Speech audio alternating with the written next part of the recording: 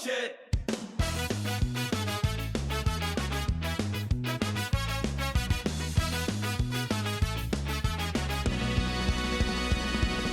Stereotypical bullshit is on the rise. Oh, sit next to me, let's find the time.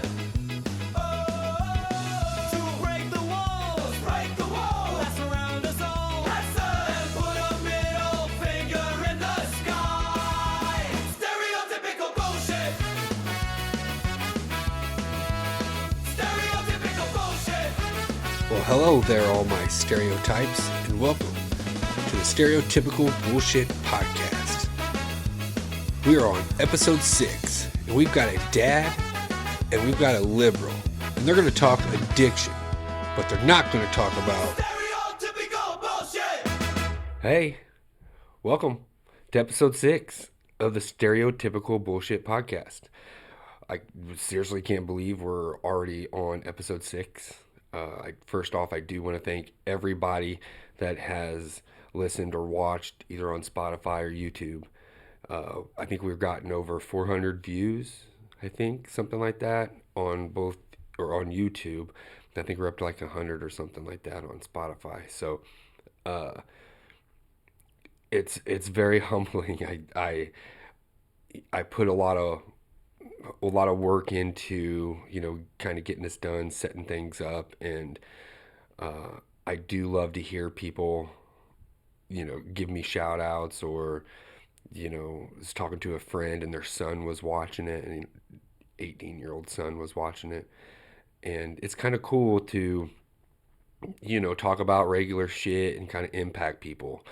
A lot of people feel like they're a stereotype, and not every stereotype is the same, and that's kind of the reason why, we're doing this podcast. We talk to, stereotypes about random bullshit, and we don't talk to people about stereotypical bullshit. So, we're breaking those stereotypes down, one conversation at a time. And again, if you're new, that's the basis of the whole podcast. I talk to random stereotypes. This week we have a dad and a liberal. I do not know what we're talking about yet. You can kind of see on your right hand side, that wheel right there. That is the topics that we are going to discuss. It's very random. I want to do that for a couple reasons. One, I don't want the people that I talk to, I don't know, like, be able to prepare for this conversation. I'd rather it be, instinctive, on top of the head. Even I don't know what we're talking about. And so when I spin the wheel, I have to talk about it off the top of my head. That way I am not prepared in any way. And it is just more of, a conversation from me to you, and then 2 conversations that you'll hear from a dad and a liberal on the same topic. So, without further ado, let's ado this topic. Okay, here we go, spin it. It's kind of cool. I got my logo on the background of it and shit now. It's pretty funny. All right, so what are we going to talk about? Oh my God.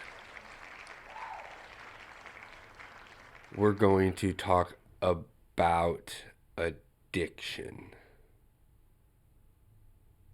There's a lot there.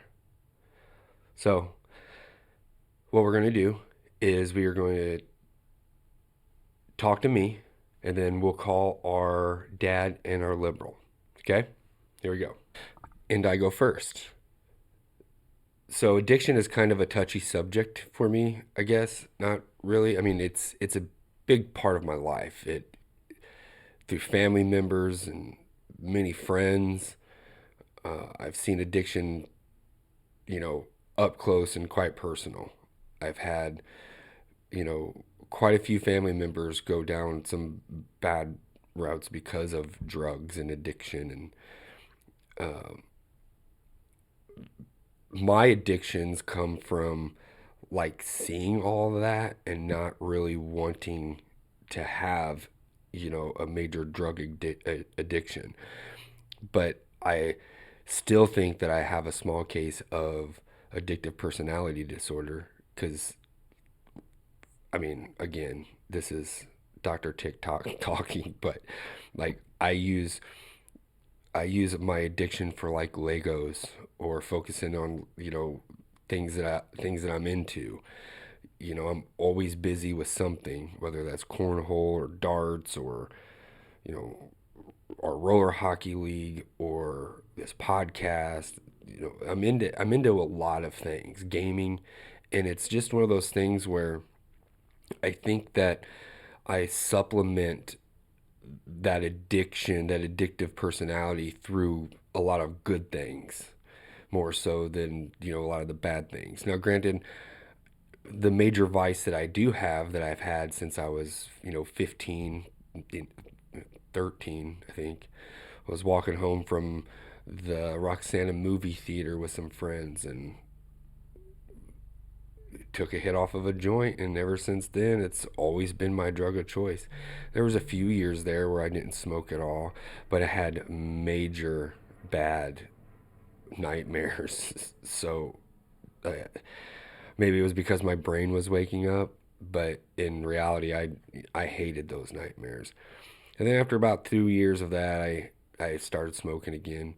Now as I get older, I don't smoke like all the time because it is more of a kind of like an anxiety type thing for me. I do like to smoke before I go into places because it does kind of calm my nerves. But I don't smoke very often anymore. Like when I'm at home by myself, it's just it's not that appealing as much as it was back then. Now, because really the weed's so fucking strong. Shit, it's almost like you get some Dro back then was not Dro now. That it's just crazy. Smoking brick weed you'd have to smoke a whole bag of it just to feel, a little bit of the shit that we got today. So, and a lot of that shit's just too strong, and I don't want to be all zoned out and zonked out especially when I'm alone. But it does help with, the anxiety of being inside, a big crowd or something like that. Kind of lowers my, you know, I don't give a fuck wall or whatever. But I did smoke for years. I quit smoking cigarettes and went to the big vapes for a few years. Then I went to the disposable ones. Then I went to the disposable ones that had zero nicotine, and I did that for almost a year, 2 years, and then I just stopped. I just left it in my pocket, and then my body didn't want the nicotine anymore, obviously, and so I slowly stopped with the I don't know the whole body movement thing. I heard that's a big thing. So if I didn't have it, I completely forgot about it, and I ended up stopped smoking and vaping up until about a month ago. I don't. I bought a vape. I probably shouldn't have, but it. I don't know. Somebody had one, and I hit off of it, and it was this tasted good. And then you know, I do feel as if I could just stop though. I think I want to. If I wanted to, I will. Uh, because I do think of it as a nasty habit now. Like, you know, and it's not very, I don't know, appealing. I think it's only like, was it 20% of people smoke now, which is crazy. Cigarettes, it's just crazy to me. Because back when we were growing up, everything smelled like cigarettes. But addiction has kind of put a I don't know, good habits in my life because I did see a lot of addiction growing up, and I kind of looked at those and was like, I can't be like that. I don't want to be like that. I, I, I don't, I don't want to not to be able to provide for my kids, for myself, for anyone, and you know, luckily my addictions are kind of healthy, I guess, but I know that they're addictions. I mean, I know that they're addictions. I'm constantly wanting to buy cornhole bags, like constantly. I can't go to Walmart without walking down the Lego aisle. What's on clearance? Which ones can I get? Which ones can I afford? I can't get the bigger sets yet. So, like I saw I saw the Goonies Lego set was on sale or something on Amazon. It was like 350 bucks. I don't have the extra dough just fucking buy this big ass Lego set, but it's $150 off. And I did. I had to talk myself off of a ledge, you know, because I wanted, I, I felt like I needed it. But bills and shit come first, I guess. So I didn't. But again, that's kind of where a lot of my addictions lie. Now, I do have drinks and drink some beer, but I don't feel as if like I need to drink beer. I don't feel as if I have to, have a beer in my hand all the time. But I really only try to drink when I'm in a social setting. I never drink alone at home. If I shoot some darts or go play bags, I might have a couple. But if I know that I'm going to have a night out, then yeah, I might have more than a few. But I've always felt like I was responsible with that. I was never been into any type of altercation. Always got home safe. Really kind of just, was responsible with all my dumb shit that I did.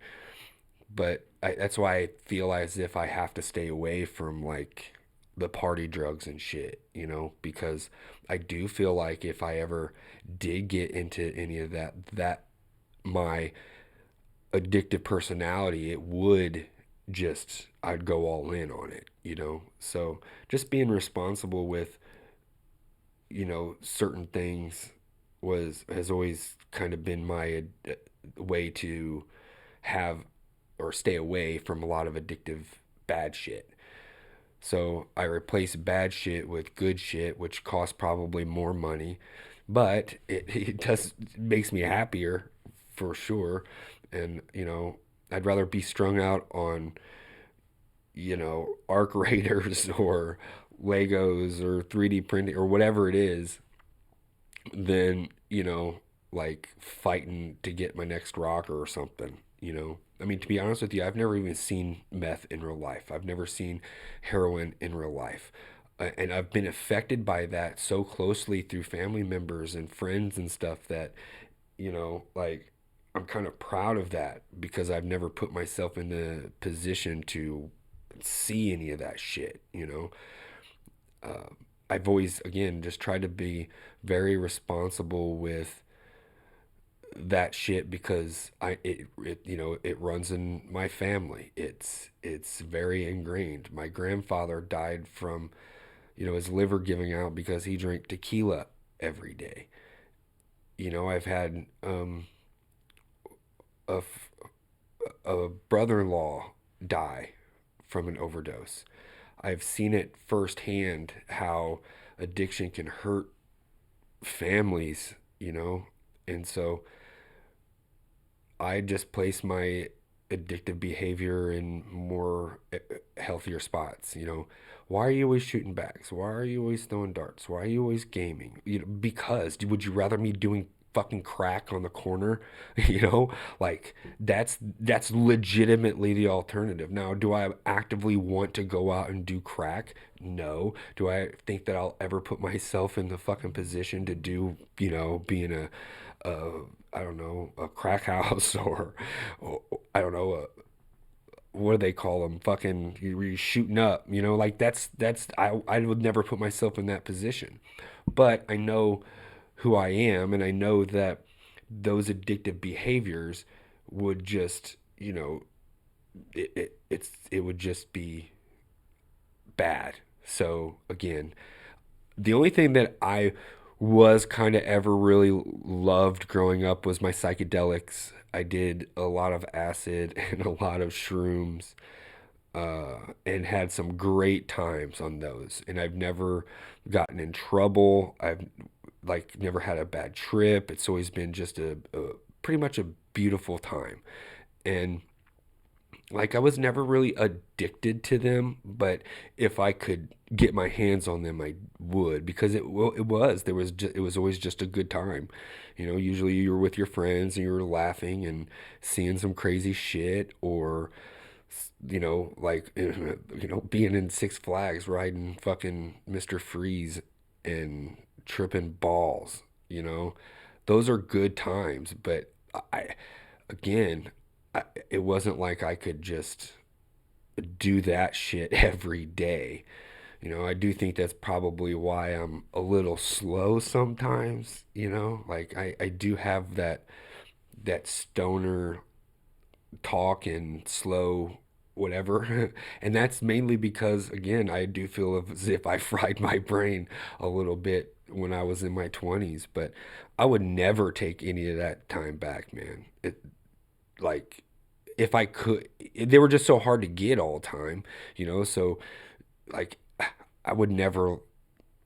I don't know. I don't think it'd pretty much be impossible to fucking eat shrooms every day and fucking have major trips. But again, if you listen to the episode about me, I did have that DMT trip, and that was fucking crazy. And it's things like that that kind of make me realize a lot of the shit, especially like through addiction and learning about myself, and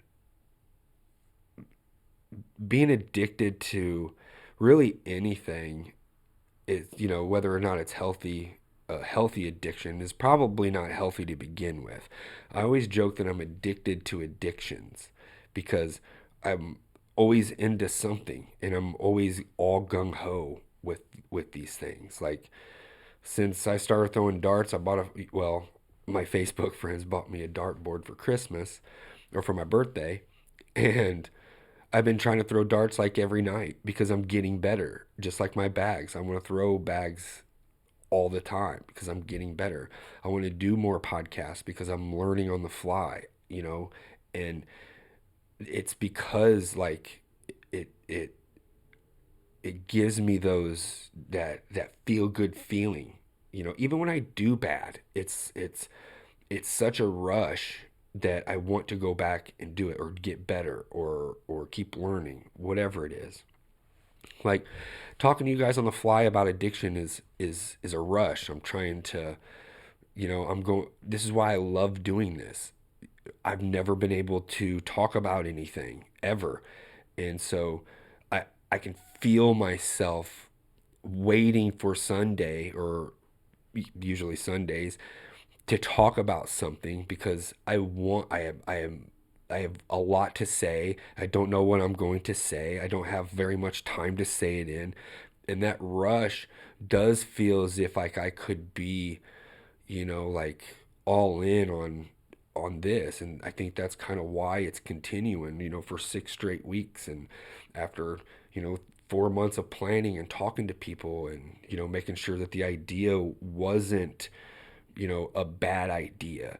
And so it was just motion. It just kept going, momentum. I told a buddy of mine that, it's all about momentum, whether it's life or even, people who's coming out of addiction.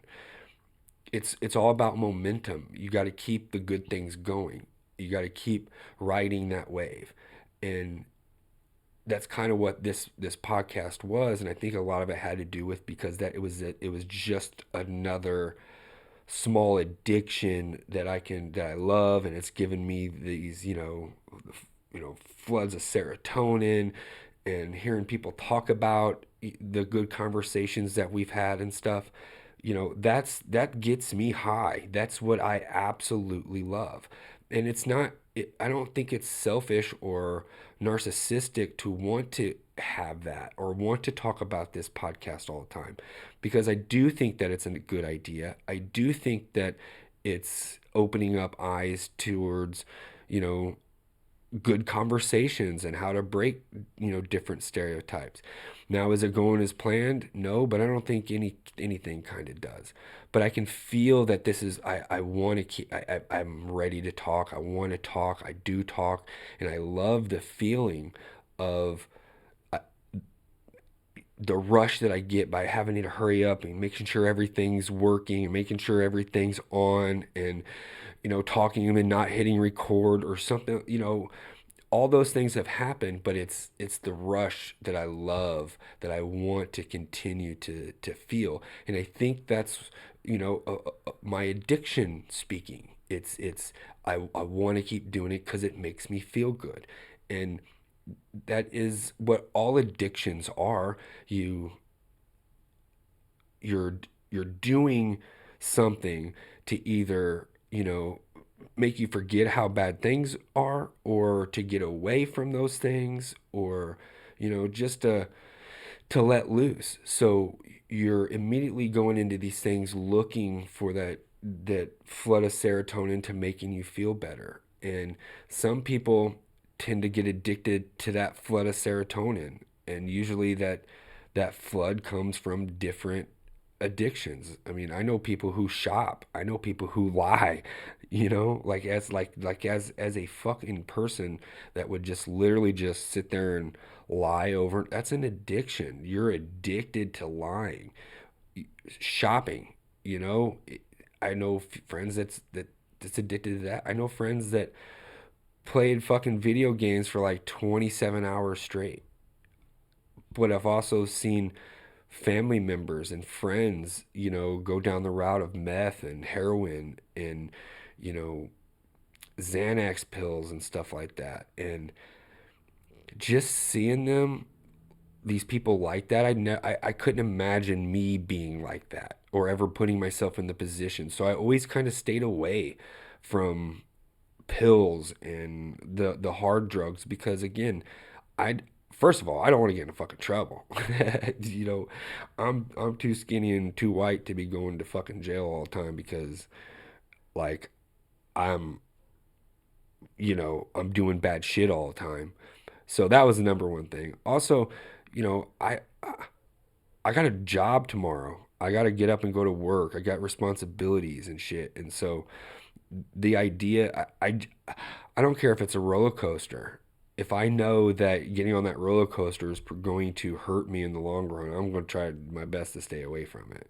And luckily I have, but I've had, very close family members and very close friends that can't seem to get out of the perpetual cycle of addiction because it changes the brain chemistry and it makes you want and or need the stuff that you're addicted to.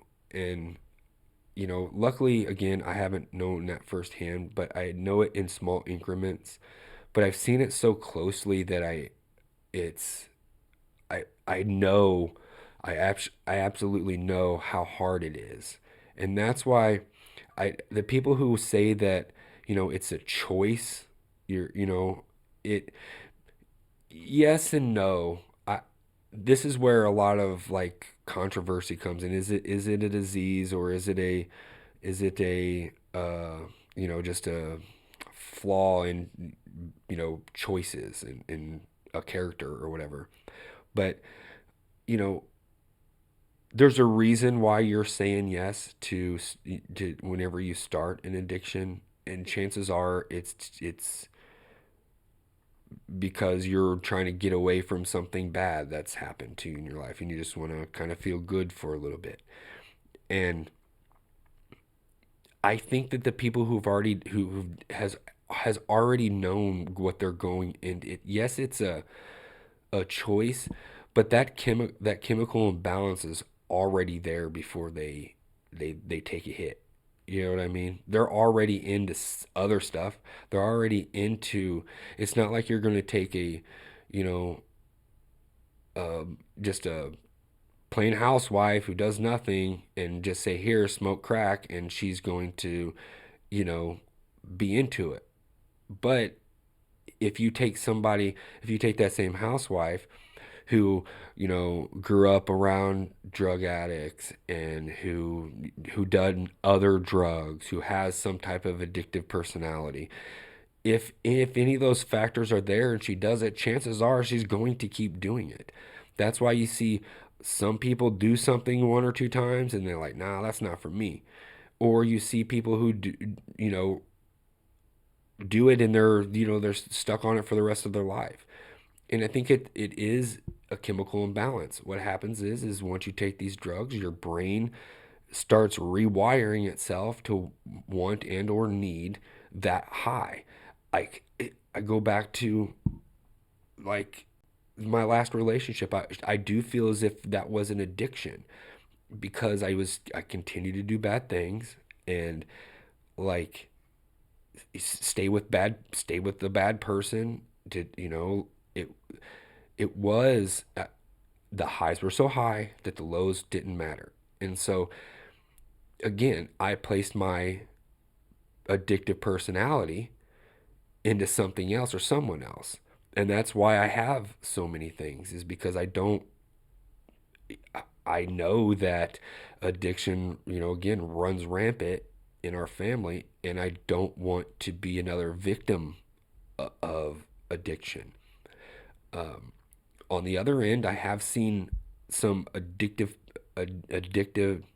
people that were on some pretty heavy stuff come out the other end and become some of the most beautiful people in the world. And I would never shame anybody for that type of addiction because, especially, if you're good to me, I'm good to you. And that, I guess, those addictions and the shit that you went through made you who you are, And so to me, they're just good stories to tell. It's a chapter in your life that, that we've already moved on from. It's starting a new chapter. And that's why, having empathy for people, like it could happen to anybody, man. It really can. And it does. It's very, very well known that the opioid epidemic pretty much was started from Oxycontin and all these other fucking opioids that they would give you after surgery, and people would want to feel that. Now heroin's cheaper, and people that you never expect to be an addict is now an addict simply because he broke his leg or something. And so it can happen to anybody. And so what we need to do is we need to look at addicts as people by saying that, well, it's your choice. Well, yeah, if it was that easy to make the choice to do it, then you would think that it would be that easy not to do it anymore, right? But it's not. It's fucking damn near impossible for a lot of people, you know? And that's that's heartbreaking in my eye. Like people know, like, you shouldn't, call the dope man, but you do. Is that a choice, or is that your brain like literally saying, man, I need to feel better? And that's usually what it is that your brain wants to feel that rush of serotonin and all these, you know, wires in your brain that trigger when you do drugs or, drink alcohol or you shop or you game or whatever it is. And so, that's something that people just don't look at anymore. It's more of, well, you're just a dumb addict. You talk about, being this low down person who needs to, get high all the time. And had you not, just made the choice never to have done it, is to me is a narrow minded view of a stereotype, really. You know, Again, most of these people have, a lot of issues before they get into drugs and alcohol. And that just perpetuates those things. And, you know, I've I've seen it so closely that that it can't be anything other than just somebody asking for help and not them not knowing where to get it except through drugs and alcohol. Like that's, and then once you get on it, it's damn near impossible to stop because you have to have the right people, places, and things. If you're hanging out with a bunch of crackheads, your chances are you're going to be a crackhead. If you hang out at a crack house and you don't think that you're going to do crack, especially if you've done crack before, then you're just naive. And things, if like having, I don't know what, just bongs around the house, or living right down the street from a fucking convenience store. Those are all triggers, and unless you have the right people around you that's able to help you change your people, places, and things, you're really kind of going to be stuck in that. And you see that a lot of these people are lonely. They're lonely because, for one, they've burnt a lot of bridges probably, but for two, the people that are around them are not helping them to get out of those people, places, and things. I had a conversation at the bar one time about, like blind loyalty. Like if at what point do you give up on somebody who is an addict, who has continuously hurt me, or other people in the process of being an addict? At what point does that blind loyalty go away? Or do you feel as if, if you love somebody, you should always, help them? Well, wouldn't helping them not be their enabler, not be the person that they can lean on for being a bad person? And so I don't believe in that blind loyalty shit at all. Like at some point, again, the number one person in your life is you. If somebody who is an addict is continuously hurting you or myself over and over, I have every right to make myself happy and let that. I don't care if it's my sister, my kid, my mom, like at some point, you're hurting. The hurt that you are doing to me is not worth the, I don't know, the stuff that I'm giving you. Like the enabling, the shoulder to cry on. Those things are not worth it if you're continuously hurting me. So why would I want to stick around? As much as I love you, as much as that I, want you in my life, you hurting me over and over isn't healthy for me. I want the absolute best for you. I will be here when you actually are willing and wanting help. But until then, like the blind loyalty thing, man, it's only going to hurt you. And you call it tough love, you can call it, I don't know, whatever. But just knowing that, the way that, I don't know, your your feelings of what addictions are is very stereotypical. I really wish people would kind of open their minds up and understand that, you know, addicts, most addicts don't want to be addicts. Most of them do not. A lot of them are depressed, and that's where the addictions come from. There's a lot of addicts that, again, started from, taking medication. And so it can happen to anybody. I really wish people would just have a little bit more empathy for people that are, I mean, it's hard to see somebody not wanting to help themselves. But we're living in a world that doesn't offer help anyway. There's no real place for these people to go most of the time. And it's where are they going to get that information if they do? It's it's very hard for these people when they have nothing. And so it's easy to stay in that gutter. It's easy to stay addicted to this stuff that it comes easy to you. And I really just wish again that there was a little bit more help for people who are addicts. There is a lot of help out there, and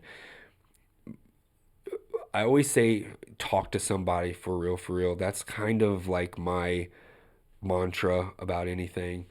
If you have an issue, you're depressed, you're sad, you're happy, you're excited, you're addicted, you need just talk to somebody. Fucking call me, bro. Like I will listen to you ramble about how shitty your life is or what you and I will listen. And I think that's kind of where it all just stems from. People don't have the people to tell them to stay away from things. They get into bad circles and they end up becoming addicts of something. And again, it's hit me pretty hard over the course of my life. I've seen a lot of bad shit happen through addiction, and it's as I get older, I become more empathetic to them being addicts. But on the other hand, it's if you're not in my life, then chances are it's because of that. It's because I can't watch you do that because it's hurting me. It's making me sad. I've felt that from friends telling me that if I don't get away, then I can't watch you, destroy yourself like that. And so it, you know, it hits home in a lot of different ways.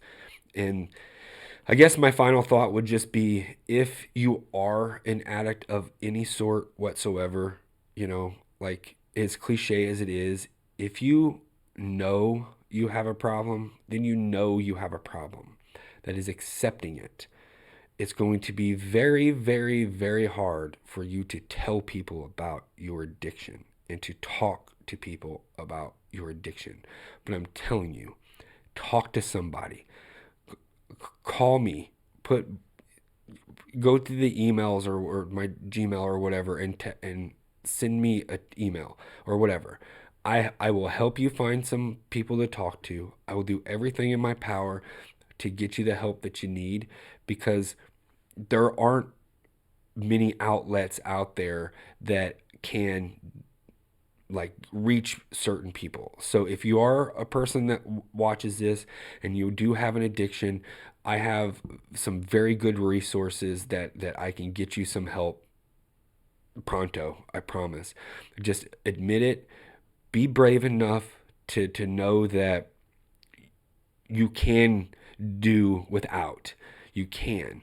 And a lot of people who finally get over that hump, they recognize that being an addict is an everyday struggle. Every day there are triggers and things that make you want to go back to an easier life.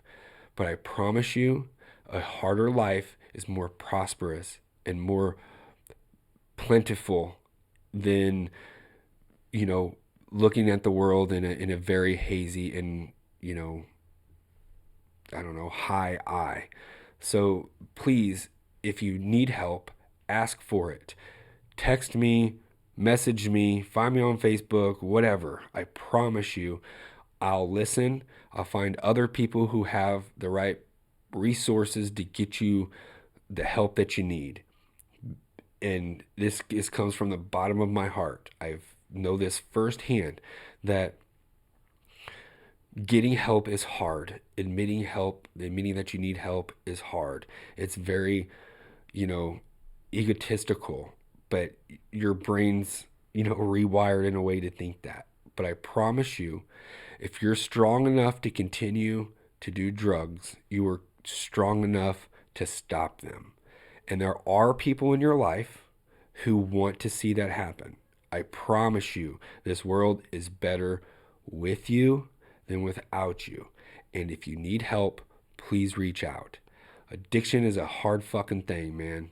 It's a hard thing for me to talk about. I could sit here and talk to you for hours on the stories that I have that come from all the addictions. But the really the bottom line is for me talking about this is that, we all have our vices and we need to be more empathetic to people who, tend to use their vices in a very, very bad way. If you know somebody that is addicted, reach out, try to get them help, and you know, let's just clean up being good people. Like, can we just be good people to people, please? Be addicted to being a good person. Don't be addicted to being a dick. All right, dick. You know, like, I know it's shit sad. It's ugly. It's gross to see people out there like that. But man, that dude, you might not think so, but it could be you. It really could. You're not too egotistical to think that it can't happen to you, because it can, and I've seen it. So please don't stereotype these addicts as anything other than pieces of shit. Please. These are people struggling, and I bet you more money than you have that these people want to stop. They want to be healthy. No matter what drug or alcohol or, vice that they have. If they could slow down, they would. So be the good people, places, and things for these people. Okay? Be better. Be good. All right? So that's my rant and talk on addiction. I've got, again, so much more we could probably go over, but I'm already 35 minutes into my discussion. So next up, we're going to have a dad, Ricky. He's actually coming by the studio, or my bedroom, or whatever you want to call it, to talk about addiction. He doesn't know what we're going to talk about yet. Also, we have a liberal on the other side of that conversation. Chris is actually back. He was our agnostic last week. So it was kind of weird to get the same guy back to back and Ricky back in here real quick. But I can't think of a better dad or a better liberal to have on this show. So that's where we're at. But first, what I need you to do is listen to my sponsors. They're all around me, up above here, all around. These guys are awesome. Support them because they support me. If you want any more information on them, please by all means shoot me a message and I'll get you all the information you need for these guys. So listen to my sponsors, and then we will go straight into the conversation with Ricky, our dad. All right, see you on the flip side. Deuces. First off, I want to thank my supporters who sponsor this podcast. I suggest you go out and support my sponsors. Sponsor number one, HC Remodeling. If you need a kitchen, a bathroom, or anything in your home remodeled, fixed up, give HC Remodeling a call. Call Wiley at 618-410-4245. That's 618-410-4245. Rhino Enterprises. If you need something hauled from point A to point B, whether it's from here to New York or from New York to LA, give Ryan a call at 618-581-9432. That's 581-9432. Skin by Michaela, my daughter. She's an esthetician. She will make your ugly face pretty again. I'll promise you. Give Kayla a call at 618-610-9718. That's 610-9718. Top Tier Pressure Washing. Call Aaron for all your pressure washing needs. He will shoot high pressure water at anything to make it beautiful again. Call Aaron at 618-610-6578. That's 610-6578. Sheets Garage. If you have an automotive problem, give Josh a call. He'll fix anything and everything. He'd rather work on Chevys, but he'll fix anything. Give Josh a call at 618-917-4786. That's 917-4786. K9 Unit. For all your entertainment needs, go to K9 Unit Productions on YouTube.com. That's K9 Unit Productions on YouTube.com. He has all your entertainment needs, whether it's a podcast talking about movies, TVs, gambling, sports, cornhole. He has it all. Go see Wally. Go subscribe to his channel. It's K9 Unit Productions on YouTube. Next is Cornhole with Smooth. He is bringing the community together one bag at a time through the game of cornhole. For all your cornhole content, go to Cornhole with Smooth on YouTube.com. Cornhole with Smooth on YouTube.com. GRHL, the Gateway Roller Hockey League. I am a board member in the GRHL, and we are looking for more hockey players. We play roller hockey in Edwardsville. We need players from all skill levels. If you just want to play organized hockey again, go to gatewayrollerhockey.com, go to waivers, sign up, come down and play some hockey. We are also looking for sponsors. So if you're wanting to sponsor the GRHL, get in contact with me in the description below. Shoot me an email. Last but not least, I am sponsored by Dubby Energy Drink. It is a powered, no jitter energy drink. Shake it up, get going. They have tons of flavors, cool company, and with everything, including Dubby, let them know Super Quick sent you, and they will do what they can to get you a small discount.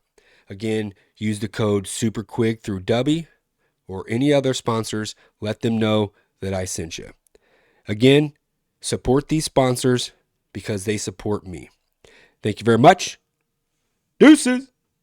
Okay, we're back. Welcome back from the flip side. It's me, Super Quig. We got our dad, Ricky. Say hi to Ricky. Hi, guys. Ricky, say hi to everybody. Hello.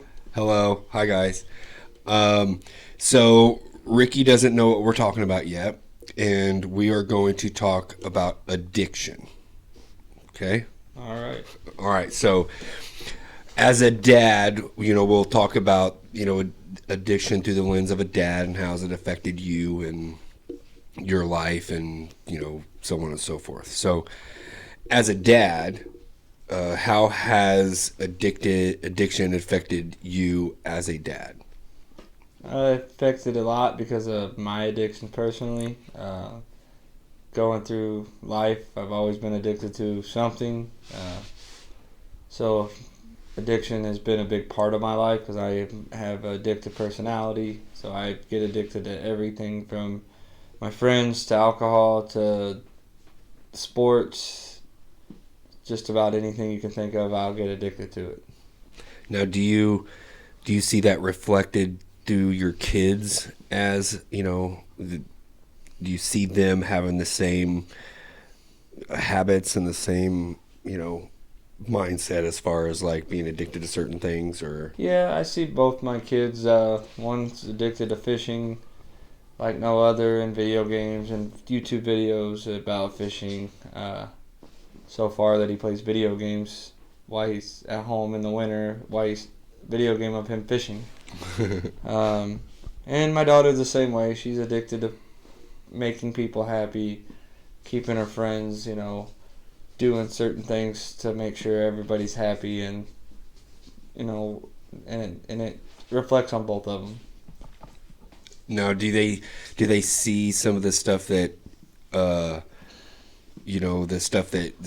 does that affect them seeing you, being an addict to certain things like softball, cornhole, and It showed my son the love and passion I have for things, but it also shows that it can be too much. Both of my kids have seen how much everything I do can be too much in our life. Sports, bag, cornhole, or same thing, I'm sorry, and darts, it all becomes a little bit more important to me sometimes than them, so they see that, and it's not a good thing, but that's the reflection they're seeing, and because of my addictions of pushing them away, my kids have gotten to the point where they're, I don't need me as much because I wasn't there for the main part, so I've missed out on some things, and it's hurt our relationships because of my addictions. My son, he being addicted to his fishing and his baseball, and it's just crazy how much his personality is like mine. Mm-hmm. Same thing with my daughter. She's like, I'm addicted to helping people, and her friends are this type of friends that all of them need someone to help them through things. She's kind of they're on the outer spectrum of the school where, you're not the popular kid. They're just chilling. The kids that, going through things that are a little different than most people. She's like me. She wants to find the people that she can be the most for. Now, how do you talk to your kids about that? Do you talk to your kids about, why you're not there and what, I don't know how, basically why you're not there? Or do you ever talk to them about that? I mean, they know why I'm not there. They know I'm need to be out and do things. We haven't really ever had a conversation of, the things that I've asked my daughter, am I doing okay? She's been honest with me a few times and said, sometimes I feel like your other life's things are more important than us. So I have never sat down and, tried to explain to them how addiction is, my son, hey, fishing has got to be, I get it's a priority, but you need to, bring other things into your life. Same thing with my daughter, your boyfriend's a priority, but there's got to be, you can't push your friends away because you're more worried about your boyfriend, or can't push your family away because you're more worried about your boyfriend. I've done some of that. I've pushed certain friends away because of other friends. I've pushed my family away because I've gotten older and I've gotten different. And, some things, it's hard to, as an adult, to juggle all that. When you add your addictions into it, and those become more important than other things, then you really push your family away too. I've done that over the past couple of years. I'm not real close to some of my family that I was, and that's on me a little bit, on them too, but most of it's on me. And then me and my daughter aren't the closest because of me being away from her, because of being more important to go out and play darts at the bar or bags or being on a softball field. Me and her have never shared the same likes in life, other than we both like to be mad at things for no reason, and our phones. We both are addicted to our phones. That's one thing I can say about my son so far, is he could care less about a phone. He's addicted to a lot of things, but his phone is not a priority. Well, that's good with all these damn kids and their phones. Like, Addie will, talk to... She's never alone. She's always got somebody on the phone through FaceTime or something. I can see that being her, crutch right now. The other kids, not so much. I mean, none of them really have. I guess Logan might be addicted to his girlfriend. That's probably about it, in his car and how loud he can make his beats. But, I've, my kids know that I had smoked and stuff. And so, I tell them, don't do what I do. And I kind of enforce that too. Does having those, addictions hard to discipline your kids, knowing that they probably are looking at you, as a hypocrite for telling them to do not to do something that you're doing? Very much. Me telling my son not to fish, and then my wife looks at me and says, "Well, that's what you do with darts. Why are you getting frustrated? You need to be patient. Get through it. Let him do it. He's a kid. At least that's what he wants." But I also try to explain to him that there's more. But then when I say that, it's very hypocritical because Tuesday nights are darts. I mean, I don't care what's going on 9 times out of 10. I just did a baseball schedule for my boys. There was no Tuesday night scheduled, just in case I played summer league darts. I play Sunday days. So 90% of the time my Sundays are going to Dart League. And because of that, and not just because I'm not drinking because of Dart League, but I drink too. So I have any attempt that I can find to be at a bar is another reason which pushes my kids away. They don't like going to the bars with me to eat because we go to like Refiner to eat dinner. They don't like to go as much because that's where I'm at all the time, and it pushes them away. Cornhole really opened my eyes to a extent of that because I was more worried about my kids, or about playing bags on Tuesday night than I was, sitting at home and watching a TV show with my daughter, or sitting down and playing cards with my son. Like I missed a lot of that, and to me it's really, really rough because as a dad who didn't have a very good dad in my life, I wanted to be better than him, and in my eyes I am, but in a lot of eyes I'm not the greatest dad, just for the simple fact is my addictions come first, and my self-hate kind of takes over, and I don't see how well I am as a dad, so I just kind of push it away, push that to the side, and I go do my thing and forget about it for the day. Or I do a few things with the kids and think it's enough, and then I go back to my addiction of whatever. Even when I stay home, I hide in the basement and throw darts to kind of shut everything out. Now, why if this is something that you're acknowledging, why is it so hard to skip out on a dart night to go watch a movie with your daughter or a game with your kid or whatever? It's easy to acknowledge your problems. The action is the hardest part. Just because I acknowledge it, like I know I have a problem of drinking, but I stop and buy a 12-pack every day anyways. I know I have, it's just in my head, I say I'm going to do those things, and then it's just out of habit that I find myself, even when I stay home and watch those movies and those TV shows with my family, I'm sitting there pretending I'm throwing darts, or I was really bad about cornhole. If I couldn't go play bags because they wanted to sit home and watch a movie, I'd be sitting in the living room pretending I'm throwing a cornhole bag until they got so mad at me and told me to leave. And those are the bad things that the addiction has done to my life. It's kind of pushed me away from my daughter. She's 17, going on 18 in a month.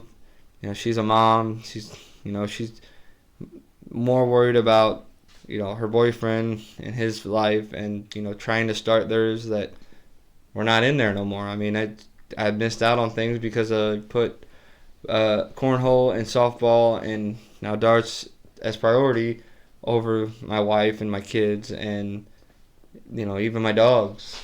Sit down. You can tell my dog is, I get home with my dog and he misses me, and I pet him a little bit and go about my business and go downstairs and stay away from him. It's just everything in my household, my family, my dogs, it all gets pushed to the side because I want to do those things at that moment. Now, how do you think your kids view the stuff that you're doing when you're not there? How do they view it? How do they express it to you, their dad, that that they want you around more? My son has, just consistently asked me to go be a part of his fishing. Never stops. Gets mad at me when I do leave for something like darts, when we're supposed to go do something. Or if I come home and say I'm tired, there's times where I get asked to go out and throw darts or softball, and that you could see, that they're whatever, Dad, do you, but it can aggravate them a little bit. It pisses them off. My daughter has physically told me, you've put your life things before us, and it's aggravated her, and that's why we've grown apart. My son, I hasn't specifically said it yet, but there's been times where you can see that because I don't take interest in his fishing and as much as I should, that it really aggravates him. And then, because of me not being around, they're closer to other people that do those things with them. And then that aggravates me. And it hurts, my feelings because when I do want to be a part of their life, well, now they're with so-and-so instead of me. And, I did that to my family. And it's hard to learn that, it's, oh, crap, what did I do? Now they're older. They don't want to be around me as much because I pushed them away as their kids, and now still to this day I sometimes am more worried about throwing darts than doing other things. You say you throw darts a lot in your basement and stuff. Like, do you feel as if kind of like me, the competition itself is an addiction? I want to be better at everything that I do. I want to continually to improve, whether that's bags, darts, podcasting, video gaming, whatever. I want to get better every time that I play. And then when I don't, I get aggravated. I'm pissed off that I didn't do as well as I thought. Unfortunately, we're playing games that are located in and around bars, so it's really hard to not go to darts specifically for the competition because, there's other reasons why you're there. Now, if darts were in the middle of a park, you probably wouldn't throw as much darts, you know what I mean? So, I mean, I'm the same way, though. I mean, I don't drink a whole lot unless I know, what I got going on, but, just the addiction of that competition enough gets me there. So now you're adding, the alcohol. Now you're adding, time away from the family. You can see how it could be, hard on the family sometimes when it's softball, bags, darts. Well, and the biggest thing too for you talking about adding things to now in these bars, it's so easy. Now not only am I addicted to darts and throwing and being around people and being in that environment, now I got the gambling machines, and I've gotten addicted to gambling where I'm taking away more because we need money for something, but I wasted $80 on a gambling machine last week and I couldn't do it. I'm the same way. Luckily I've been able to get away from them a little bit more, mainly because I have to start saving. That's the worst kind of addiction in my eyes, is just knowing that you wasted $80 and it was 10 minutes of serotonin. So that sucks. And as for a gambling addiction, for me, the worst part about it is you get mad, and I get mad when I lose it, but it's like when you're sitting there hitting the button, it's like you're not winning, but you're like, oh well, for that, all you're doing is hitting a button, and my mind just quiets for whatever reason. You're sitting there talking to the machine, and you hit big, and you think you're some kind of magician because you can talk to the machine, and then it just loses, and then you're like, you lose it, and then you get a little upset, and you get a little more, and you get that high of winning if you just lost $80, but hey, you're walking out with $20 because you just hit a $20 bet, and yeah. Yeah. I mean, it is a quick, I love instant gratification. That's why I like being a painter, like painting and shit, because as I'm cutting in or something, I know immediately that it's good. You know what I mean? That's like Legos. When you build it, you get that immediate, okay, it's built. It's a stable thing. With gambling, it's not that, but when you hit, it is. You know what I mean? I need that instant gratification of winning, and that's quick and easy. And then the thing about gambling too, to add to that, is you win $500 one time, but you're not adding the $1,000 you lost last 6 months or whatever. Exactly. So you're just getting it right back, and then you look. I mean, honestly, 9 times out of 10, you're gonna put half of that $500 back anyways. So you're not really doing anything. And just like you said with gratification, it's the same thing for my son with the fishing. You know, he calls me up, Dad, I caught a fish. Sends me a picture about this big, and it's like awesome. And you want to be positive for him, and it's like he got that high for a minute of catching that fish or snagging that fish. I mean, how many times he's called me and be like, Dad, I got something to tell you. I'm like, well, what'd you catch? And he'd be like, well, I got this fish to the bank, and then I went to pull him up, and he snapped my line. I said, so you didn't catch him? Well, yeah, I did. Well, no, you didn't. He goes, but it was so cool. I'm like, okay. And then he talks about that for 6 months of how he had this massive fish, but he didn't catch it. But he's still happy, and it gave him that just moment of happiness. And that's the thing with my son and his fishing, like that quiet place. He's not addicted to his phone like some kids are. He takes his phone fishing, but it stays in his pocket unless he calls us or takes a picture of a fish. Mm-hmm. He goes to baseball. His phone stays at home. I say, you need to bring your phone to baseball so you can use it in the car, or you can do. I don't need it, Dad. I'm with you at baseball. There's no reason to have your phone at baseball. So he gets those things already. Whereas, I know me, I feel like I have to have my phone, 90% of the time of my life.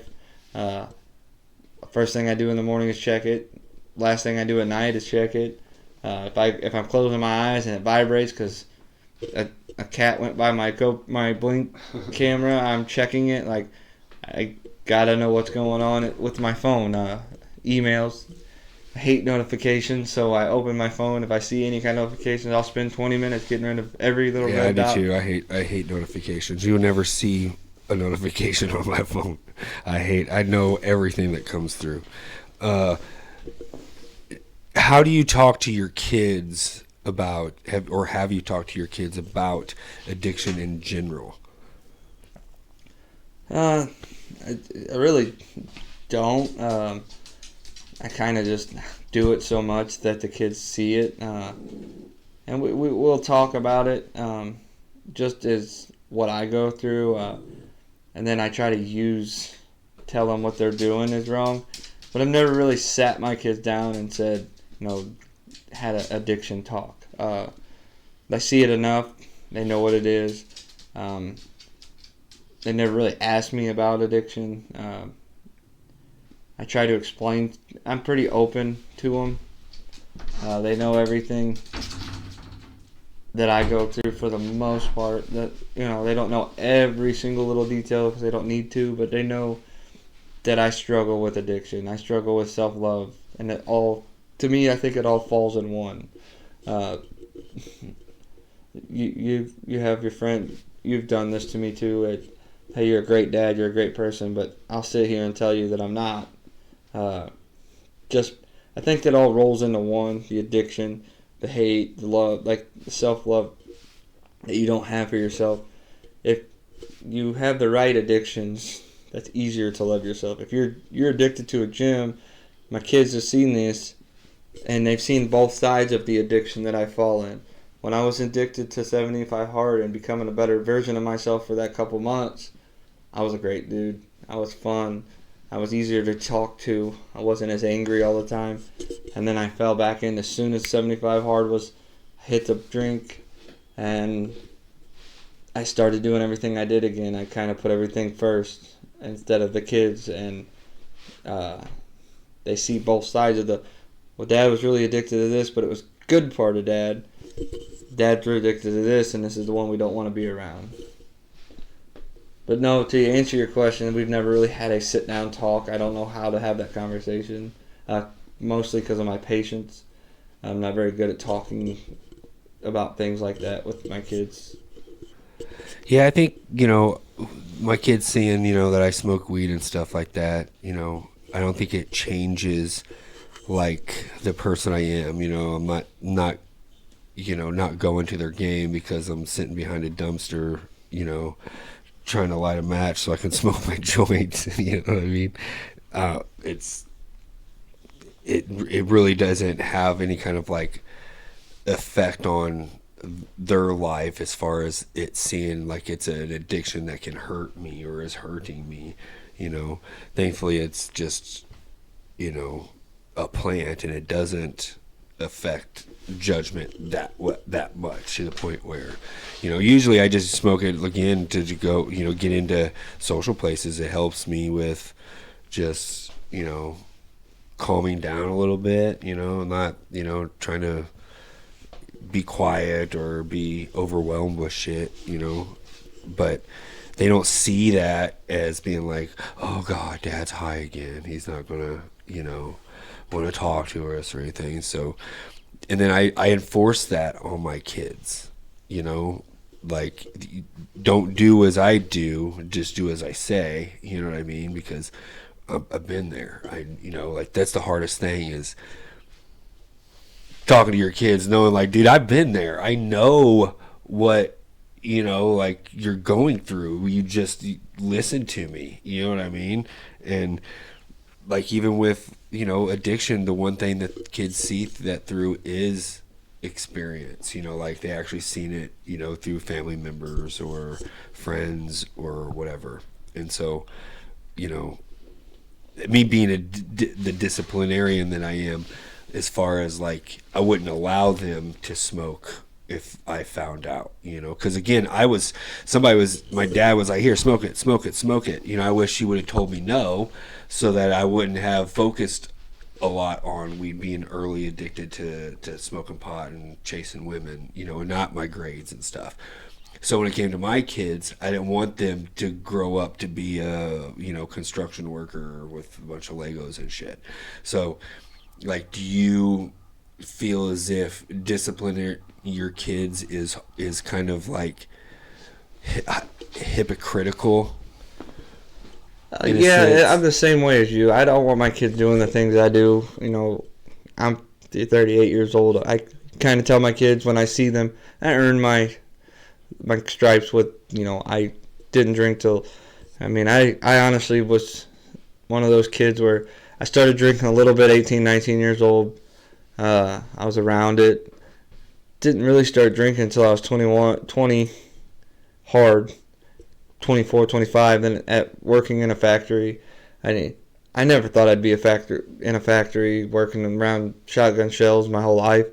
But here I am, and I because of some of the choices I made as a kid, and I try to remember some of the things going through. My stepdad, he was the kind of guy, when he woke up in the morning, if he didn't have his weed, cigarette, and soda, don't bother him.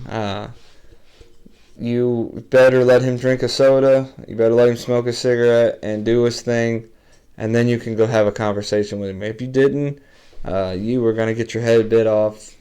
They're just, and I'm kind of the same way in a sense. When I get home, if I don't get downstairs, take a minute, watch TV, try to relax, I'll snap easy. So it kind of falls into the same thing. I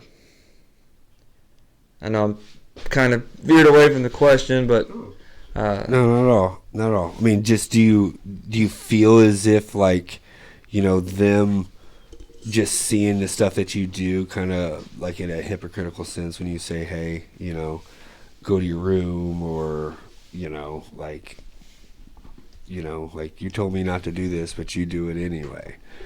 I get a lot of that, and it's the same thing with your kids smoke weed. You go in and say, hey, mine just looks at me and laughs. Like, you do enough things. Like, for me though, like, weed is one of those. I do a little bit here and there, but I never really got involved in it. And as a dad, you think, well, I'm pretty good because I stay at home. I'm at home. I'm available all the time. When they call me, I'm not there. I'm not available all the time, honestly. Even when I am there, I guess that's kind of hypocritical to say.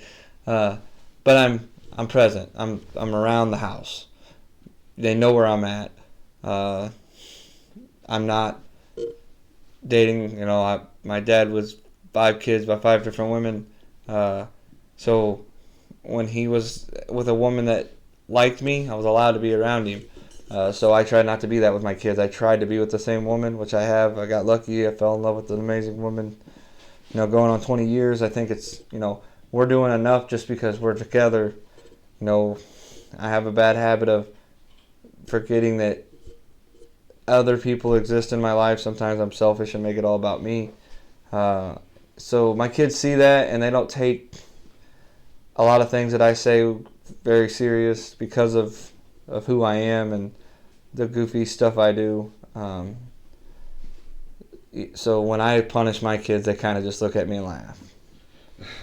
So, with that, do you have any addictions that they look at in a positive light?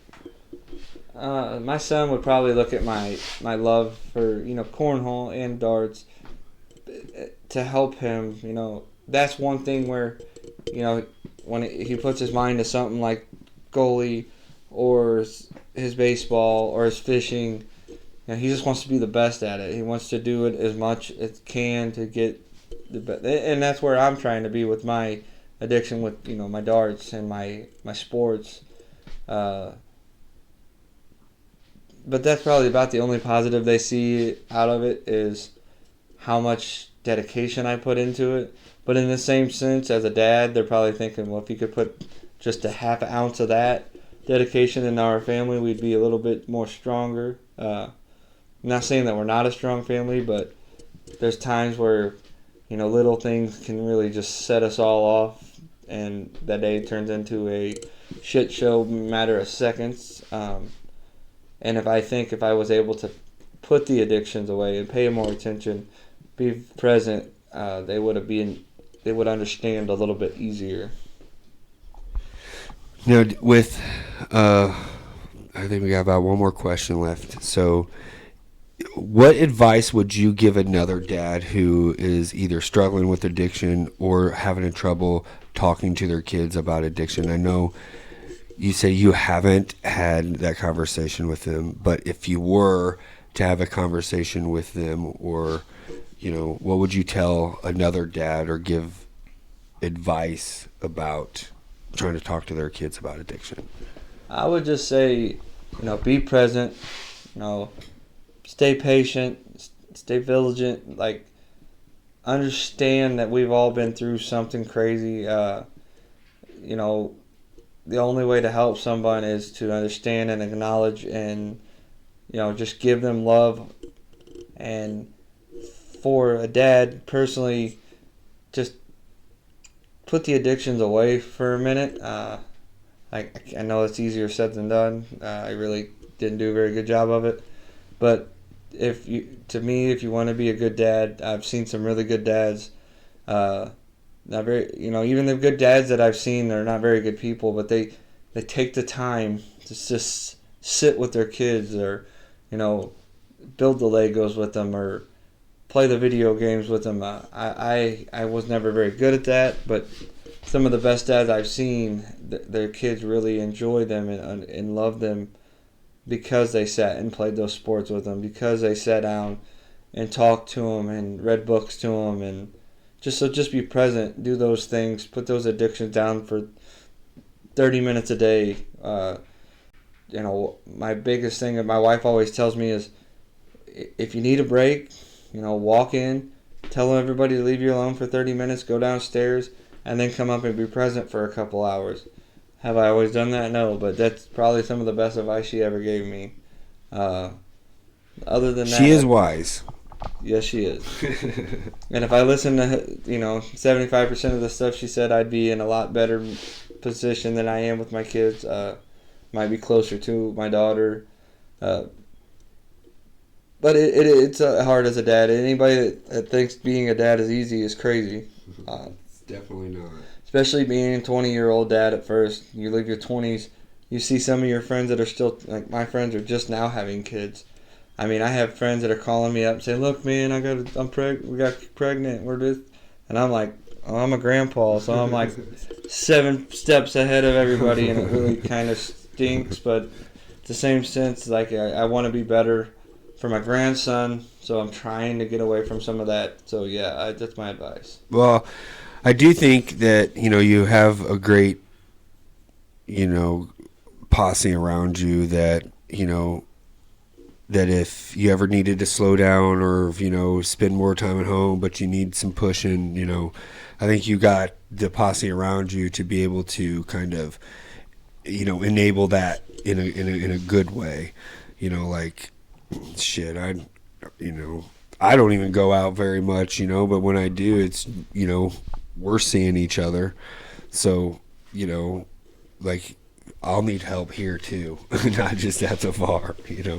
So I think, you think you're a better dad than you think you are. You're a better person than you think you are. You're responsible for the most part with the addictions and shit that you have. And so, I think you got a loving family who sees you in a different light that you are, And so, last thing is that you're better than you think you are. And I think that you're an amazing dad who, does do more than you think you do. And, your kids love you, and I love you for coming here. And sometimes it's hard to fucking talk about shit like that. It's hard to admit, the flaws and the shit that's happened to you. But like that's the first step, is just knowing you have it, and then working on getting it better. Whether it's taking 3 steps forward and then 2 steps back, at least you're still taking 2 steps. So like, I love you, man. I can't thank you enough for swinging back by. Everybody, say bye to our dad, Ricky. Bye, guys. Bye, Ricky. I will see you guys on the flip side with our liberal. He's going to talk about addiction too. Wow. This is going to be a good one. All right, we're back. We have spoken with me on this topic. We have spoken with our dad on this topic. So the next topic we got is a liberal. You might know Chris from the last episode, who is also our agnostic. So Chris, everybody say hi to Chris, our liberal. Hey, Chris. How you doing? Welcome back, man. It's good to be back as the agnostic liberal. You agnostic. you are right on that stereotype mountain. Yeah, right. Like the Mount Rushmore as stereotypes. Yeah. You'd be one of the 4. Uh-huh. I'm so glad that I'm your liberal, because I really am probably one of your most liberal friends. That's why you're here. For real, that's why you're here. And so this might be a kind of a weird topic, but I think that we can roll with it. Today we are going to talk about addiction. Ooh, good. Okay. Cool. Okay. So again, I have no predisposed questions at all, because I didn't know what we were going to talk about until Right. I drew it. So this is kind of us just kind of talking about what a liberal, or how a liberal views addiction. So my first question would be, have you, what does a liberal, how does a liberal view addiction in the broader sense of the word, just like stereotypical addict addiction? I would say that, in my opinion, I think liberals probably humanize addiction more than conservatives do. Conservatives always feel like you were a bad boy, like you made some bad decisions, you shouldn't have made those decisions, and it's all on you, 100%, that you're addicted to this thing or that thing, and that you're just being irresponsible. But that's kind of like a narrow viewpoint of how things work, because addiction is in a lot of cases, it's a physical dependency. So for instance, probably the easiest way to understand it is getting in a car wreck that wasn't your fault, and then you break your back in a car wreck, or you break a femur, for instance, which is severely painful. Like you're not gonna eat some gummies and be okay with a broken femur. Like you're gonna need opiates, Right. hardcore opiates, and you're gonna become addicted to them, because that's what opiates do. I use So that. I use that as an example too. You know, it can right, happen to anybody.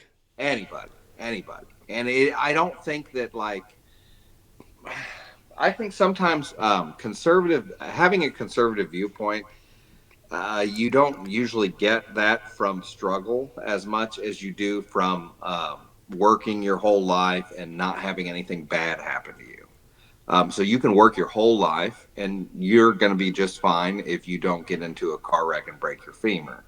If you get Right. into a car wreck and break your femur, you're not going to be working for a while. The bills are going to start piling up, and there's not a lot of help for a lot of people. So, on top of that, you're becoming addicted to an opiate. So, you're becoming an addict while you're financially being ruined by our wonderful American healthcare system. Um, so, like, it's like a double whammy that you're being screwed over extra hard. So, anybody who's really able to come out of that without an addiction is more than just a good person.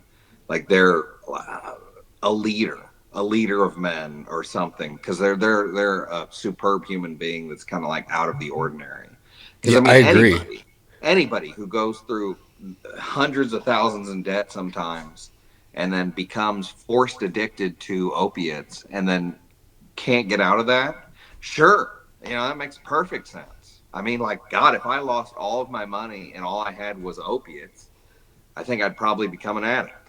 You know what I mean? Right. Well, I mean that, that's where a lot of people who, that's started the whole, opiate slash heroin epidemic was, being force fed opiates because, pharmaceutical companies were, everybody's making their profit. They're, all the shareholders are making their profits. Yeah, the big part of that lawsuit too that I don't think a lot of people understand is that the pharmaceutical companies were selling opiates to pharmacies, small time pharmacies that were being monitored. You have to monitor the people that you're giving your pills to, especially when they're narcotics. Right. And these pharmacies, these small town pharmacies, were selling the narcotics on the side. So the pharmacists themselves were always guilty of selling their drugs out in the street behind after service hours. You know what I mean? Like they're Right. taking some Right. home, they're selling extra pills, they're making a little bit of extra money. And these pharmaceutical companies saw evidence of this at times and would continue to sell to these people. So, like, they were knowingly selling to drug dealers. The good old Sackler family. Right. So when people sit there and they get pissed off and go, "Oh, it was your fault that you got addicted. It's not the pharmaceutical company's fault." Nah, the pharmaceutical company was selling to pharmacies, knowing that these pharmacies were selling stuff on the streets. That's insane. That's And what the like, lawsuit's about. do you feel as if, like through the eyes of like a liberal that I personally, I guess, lean more towards libertarianism myself, but do you feel as if like there is help for addicts like there should be? Because I personally don't, because I do feel as if that stereotype of an addict and addiction is kind of more prevalent than it ever has been, especially kind of where we live. You see those people on the streets all the time. Your question, I think it has a lot of points to it. I'm going to start with like what you first said there. In my opinion, Jason, like, you're a liberal. However, I think that you, just like me, see that the Democrat Party is just bullshit. They all are, in my opinion. And yeah, especially the two major ones. Yeah. So I think a lot of people who are liberal in their viewpoints have just decided they don't know where to turn, and like libertarianism, any third party sounds great. And libertarianism is pretty much the most prevalent third party. So I'm not so sure that you're a libertarian as much as you're just a pissed off liberal. Well, probably either way. But like in that also with that question that you were asking, like, is there help out there? A lot of what pisses me off about the Democrat Party is that they will run on things. They'll run on certain, viewpoints, like we need help for addicts. They'll run on that. they'll throw a bunch of money at an organization that is supposed to help addicts, and they're doing the same fucking thing that these pharmaceutical companies are doing, is they are giving money or drugs to people that they know are corrupt. They're just funneling money straight to corruption, and it's not really getting help to the people on the streets. And in my opinion, um, it's tough to do, but like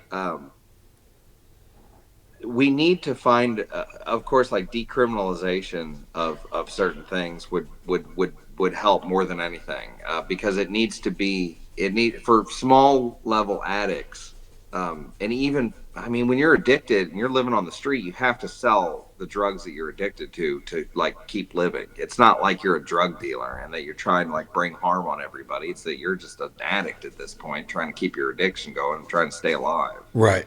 So like social programs, Right. being able, keeping those people able to be alive without having to sell drugs would help drugs out, get out drugs out of the community. And then like decriminalization to the point where they could get help instead of going to jail. We just need to like tweak the system a little bit so that we're not going after addicts criminally, and that we're treating addiction more like a disease. And then we need to go heavily as fuck after people who are like pharmaceutical companies and people Right. who are in the system, not the cartel out in Mexico, but people who are in the system allowing these things to continue, allowing stuff to get through, making money off of people's deaths. Like, you know, people who aren't addicts that are selling drugs. I mean, we should be going after them much stiffer, especially like drug, marijuana being illegal is the most ridiculous thing when Right. heroin and methamphetamine are out there.